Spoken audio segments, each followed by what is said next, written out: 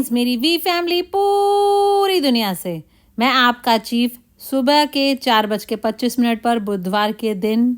Alright, मैंने अपनी cap पहनी हुई है क्योंकि मेरे बाल बहुत लंबे हो गए हैं और बहुत मैसी हैं। ऑलराइट, तो मैंने डिसाइड किया, मैंने पिछले वेडनेसडे मैसेज भी बताया था कि मेरे बाल बहुत लंबे हो गए हैं, पर मुझे चांस नहीं मिला उसे जाके छोटे करवाने का। पर इस हफ्ते शायद या इस वीकेंड में मैं जाकर अपने बाल छोटे कराऊंगा।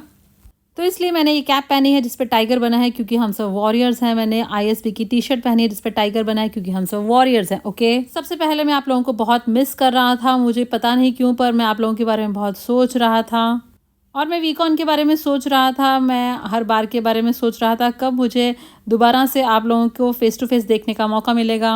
इसलिए आपको दोबारा से कहना चाहता हूँ कि मैं आप लोगों को बहुत मिस कर रहा हूँ। आई लव यू और मैं आप सब लोगों के प्रति बहुत बहुत ग्रेटफुल हूँ। ऑलराइट, आप जो भी करते हैं मैं उसके लिए बहुत प्राउड फील करता हूँ क्योंकि आपने इस रास्ते को चुना। तो भले आप ब्रांड न्यू हैं और मुझे सुन रहे हैं या फिर आप इस बिज़नेस में बहुत लंबे समय से हैं, तो मुझे आप लोगों को पर गर्व है क्योंकि आप लोगों ने ये रास्ता चुना और एंटरप्रेन्योर बनने की इस राह को चुना कि आप नेटवर्कर बने, अपने ड्रीम्स को फॉलो करें, अपने दिल की बात सुने। क्योंकि ऐसे बहुत सारे लोग होते हैं जो इतने स्ट्रांग नहीं होते कि ऐसा कर सके, और फैक्ट यही है कि आपने इसे कर दिखाया है और अब आप हमारी इस ऑर्गेनाइजेशन का हिस्सा हैं। आप पार्ट हैं दातोश्री और विजय की ऑर्गेनाइजेशन का। ऑलराइट, आपने बिल्कुल सही डिसीजन लिया है और सबसे ज़्यादा महत्वपूर्ण, अपने दिल की बात सुने, अपने दिल की बात को फॉलो करें। मुझे याद है मैंने एक यूट्यूबर से कहा था जो मेरा इंटरव्यू ले रहा था, मैंने कहा था कि आप लोग हर जर्नी को अपने दिमाग से शुरू करते हैं पर लाइफ की सच्ची जर्नी दिल से होती है। तो अगर मुझे आप लोगों को एक एडवाइस देनी हो आज की वेडनेसडे मैसेज के शुरुआत में ही, तो वह यही होगी कि आप लाइफ में जो भी करो अपने दिल की बात सुनो। हाँ बिल्कुल, अपने दिल की बात सुनो। आपका हार्ट, आपका दिल कभी भी गलत नहीं होता क्योंकि वहीं पर भगवान निवास करते हैं। तो अपने दिल की बात सुने, हमेशा अपने दिल की बात सुने। ऑलराइट, और इस वेडनेसडे मैसेज मैं दुनिया भर में से कुछ अपने वॉरियर से बात कर रहा था और मैं उन्हें गाइड कर रहा था कि कैसे अपनी टीम्स में और इवेंट्स में क्या क्या करना है। और पिछली रात मैंने उन्हें 3 वर्ड्स दिए जिसके बारे में मैं इस वेडनेसडे मैसेज में बात करूँगा, जो कि बहुत महत्वपूर्ण हैं अपनी इस जर्नी में। क्योंकि हर कोई इस नेटवर्क मार्केटिंग की जर्नी को समराइज करता है और मैंने भी इसे समराइज करने की बहुत बार कोशिश की है जो कि आसान नहीं है। तो अभी मैं फिर से इसे समराइज करने वाला हूँ और मैं चाहता हूँ कि आप इस चीज़ को समझें।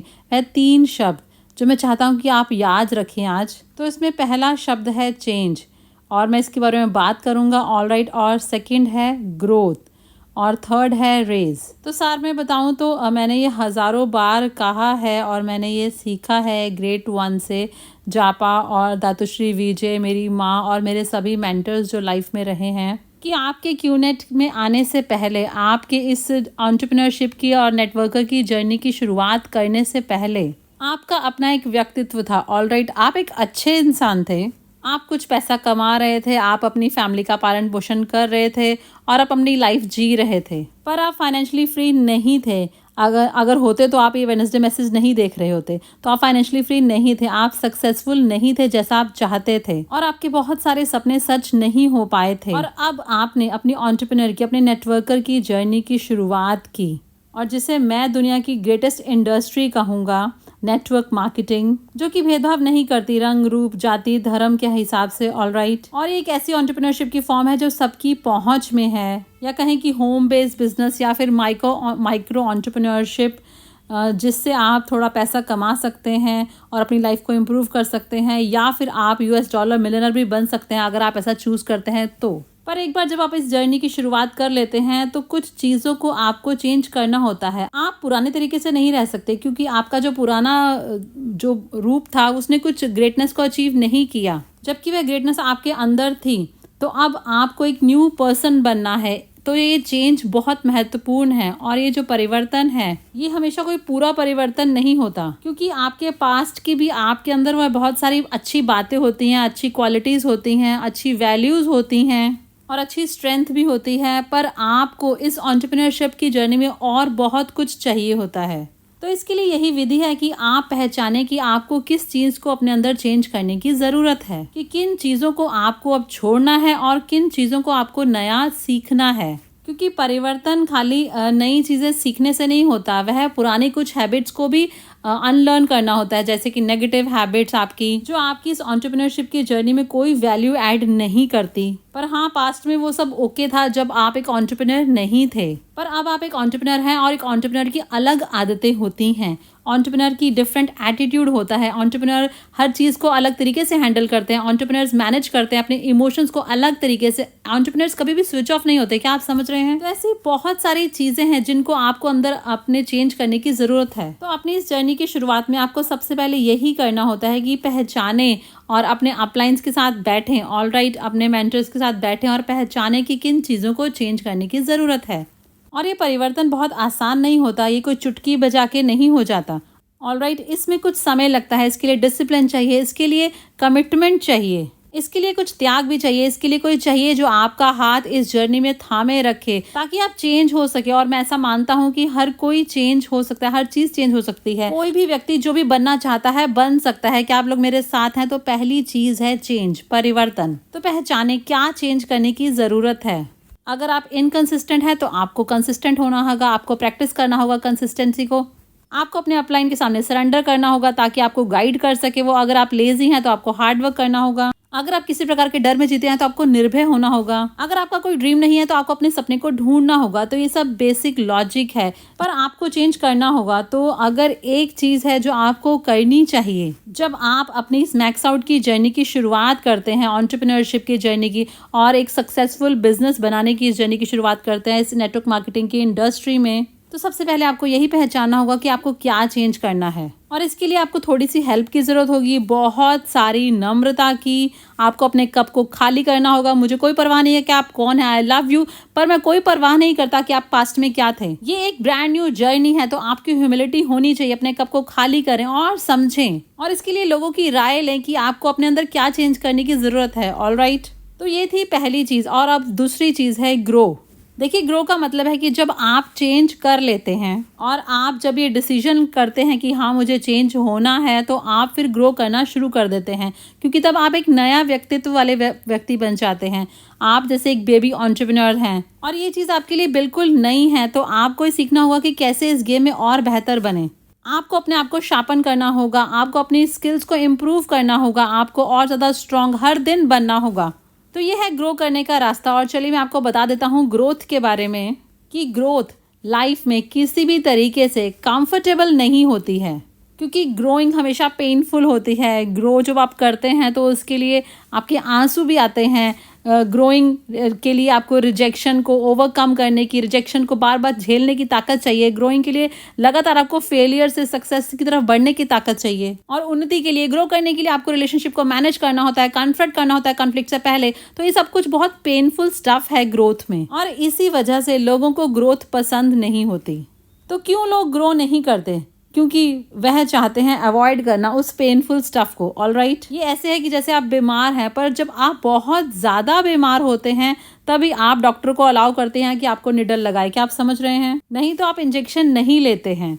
तो इतना वेट ना करें कि बहुत लेट हो जाए। तो उस पेन को अपनाएं, उस असहजता को अपनाएं जो ग्रोथ के लिए ज़रूरी है। पर ये सब बहुत थोड़े समय के लिए होता है, क्योंकि जब आप ग्रो करते हैं तो आप बेहतर बनते हैं। ऑलराइट, और हर बार जब आप बेहतर बनते हैं तो अगली ग्रोथ उसमें कम पेन होता है। ये स्पोर्ट्स की तरह ही है। ऑलराइट, कि जब आप पहली बार टेनिस खेलते हैं, और या पहली बार क्रिकेट खेलते हैं, या फिर फुटबॉल खेलते हैं पहली बार, या जिम जाते हैं पहली बार, और फिर जब आप वापस आते हैं तो आप रो रहे होते हैं, ये बहुत पेनफुल है। तो इस तरह के मसल्स बनाने के लिए आपको ये पेन झेलनी होती है। पर फिर जब आप 3-4 महीने जिम चले जाते हैं और उसके बाद आपको वो मसल्स आपके ग्रो कर जाते हैं चीफ की तरह। ऑलराइट, तो ये बहुत इजी हो जाता है। जैसे मैं 1000 पुलअप्स कर सकता हूँ, मैं 1000 पुलअप्स कर सकता हूँ, मैं 1000 पुशअप्स कर सकता हूँ, मैं 1000 सिटअप्स कर सकता हूँ। पर शुरुआत में 5 करना भी बहुत पेनफुल था। तो ग्रोथ शुरुआत में पेनफुल ही होती है,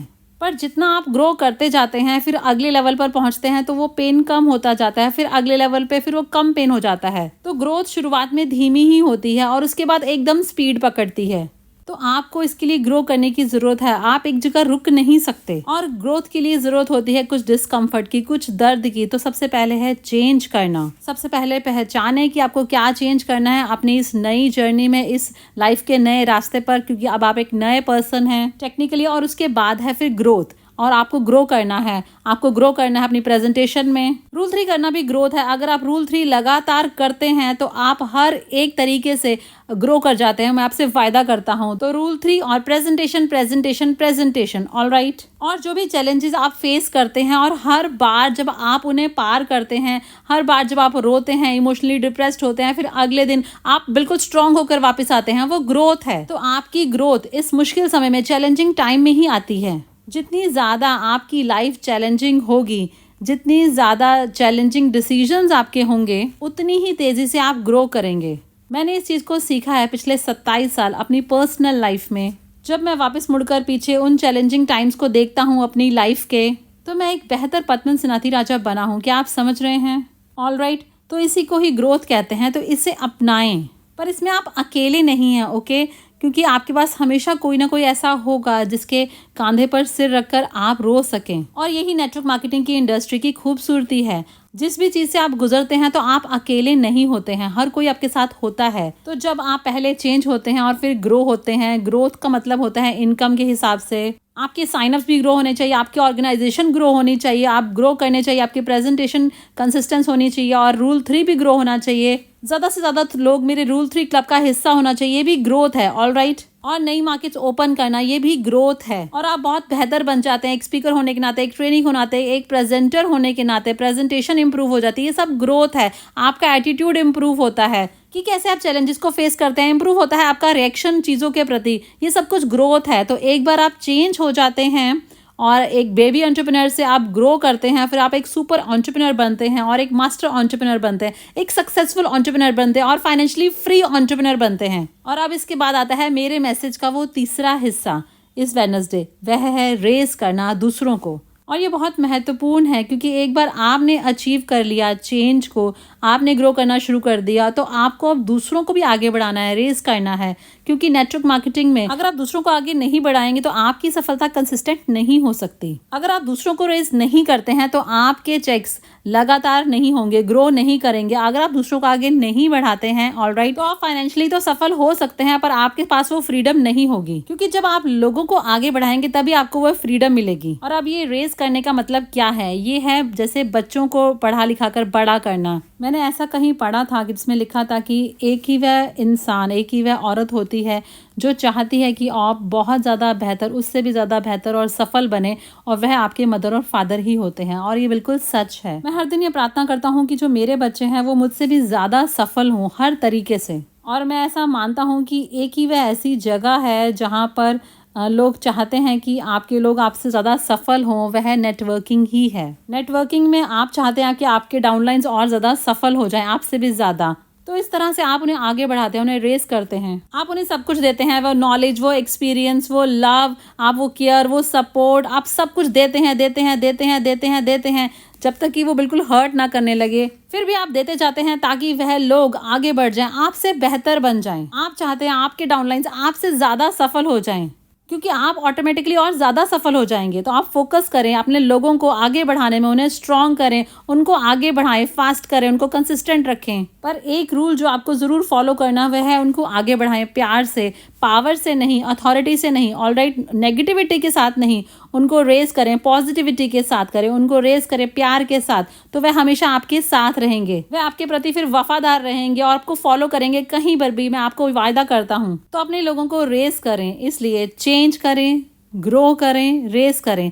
इस तरह से आप बिल्ड करते हैं एक पावरफुल नेटवर्क, हाँ, एक powerful network marketing organisation. I love you guys so so so much.